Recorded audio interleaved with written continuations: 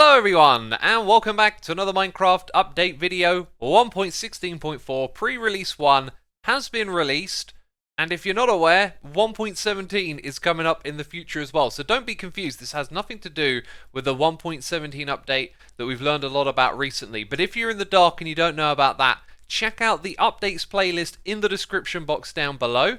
And also later on in this video we're going to learn a little bit more about 1.17 as I have some more news for you. But let's talk about this update, 1.16.4. It is going to fix a couple of minor bugs and introduce a new feature known as the social interactions screen. So let's go into our controls and scroll down, and we're going to see that it has a hotkey which is P. So this line right here has been added to give you a shortcut to open up this menu, and you'll see that I can't open it up because it's only available on multiplayer servers. Luckily for me, there is a way around this, so I have invited some friends onto the multiplayer server which I've created using Open to LAN. So this will probably work for both a server and that.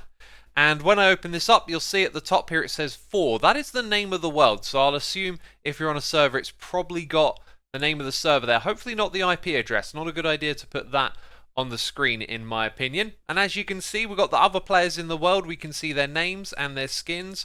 Right and left clicking in this space, there's really not too much more information than what you see on the screen right here. The scroll bar on the side seems to be a little bit messed up at the moment, and what you can do is mute other players. So we can mute Evil X, and Evil X will then appear in this hidden page over here, but also in the all screen. So that kind of makes sense. All is for everyone, but if you want to single out someone who's hidden, then you can go over here. And I'm going to guess that this information probably retains when the player leaves the world. So I guess when we contest, let's open up the social interaction menu, and you can see Evil X doesn't appear here, nor in the hidden bit as well, which feels a little bit counterintuitive. If you've blocked someone, surely you should be able to search them up and unblock them if they're not online.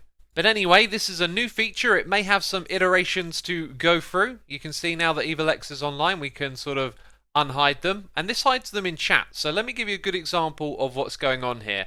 We're going to hide Evil X, and then we're going to see things from their perspective.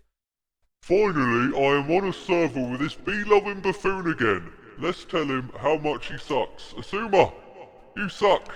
You're the worst. Now, as you can see in our chat history, there is absolutely nothing because the messages from Evil X are muted. And we actually get confirmation messages in chat to show us if they're going to be hidden or shown. And this is precisely why you just might want to use this feature. Looks like we've got a spammer who needs kicking. So I think you got the gist of it. There isn't too much more to mention. I will point out that the search works from the first letter onwards. So if I type in Xisuma, it's not in Evil Xisuma's name because it's not the first letters of their name.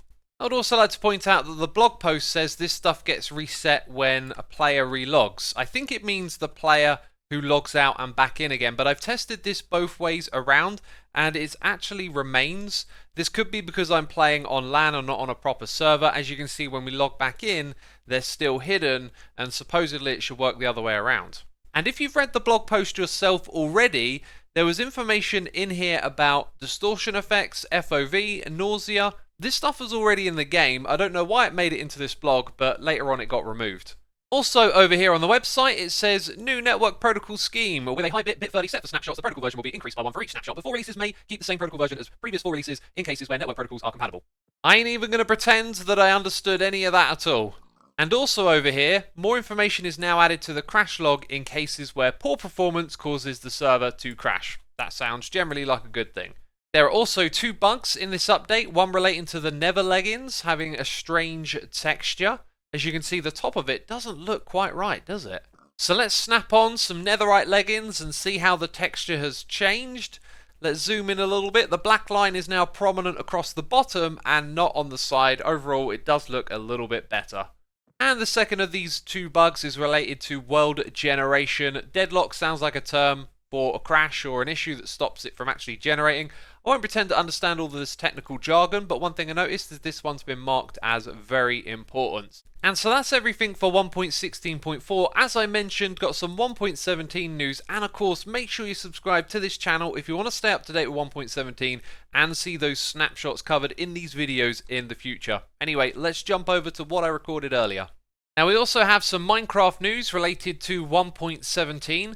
Freya has pointed out that in the comment section of my own video, Xalafan linked this image, which is a close-up of those new textures, the Amethyst Geode and the two new types of rock. So I just wanted to share that with you so you can see these textures nice and close up. Xalafan, aka Felix, is also one of the developers over at Mojang, and they've tweeted this cryptic message, which kind of looks like the sort of artwork that's made for the game and appears on Minecraft.net.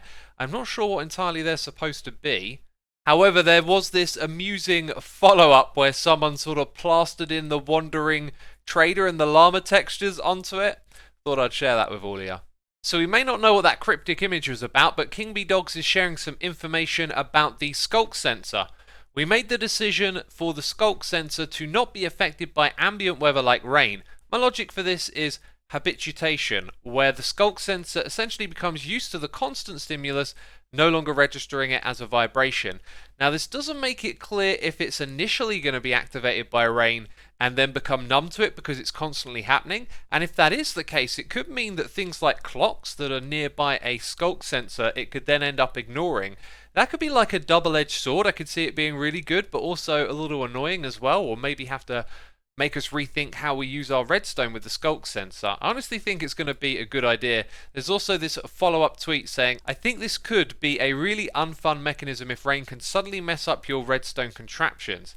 I couldn't agree more, and what I described a second ago wouldn't actually fix that, would it? So it's probably not what they're going to end up doing. This is also why skulk sensors don't react to each other, nor the warden, since they're so accustomed to vibrations of their species that it's a background noise they block out. So key information there, you can't chain skulk sensors together off one of another, and they're going to ignore the warden.